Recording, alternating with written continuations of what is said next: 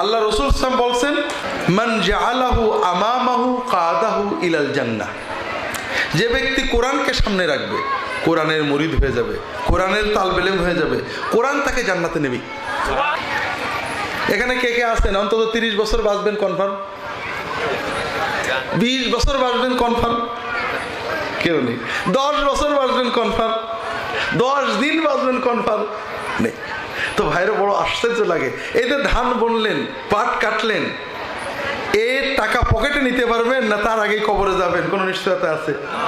তারপরেও এত কষ্ট করছেন, ধান কাটছেন, পড়ছেন, কারণ করা লাগবে। কিন্তু কোরআনটা পড়লে এটা আমার পকেটে ঢুকলো, এটা কেউ বের করতে পারবে না, ঠিক না? এটা আমার দুনিয়াতে আল্লাহর রহমত বরকত এনে দেবে, আখিরাতে জান্নাতে নিয়ে যাবে, অথচ সেইটা করছেন না। এটা তো বুদ্ধিমানের কাজ না বোকার কাজ? বোকা নম্বর 2, পরের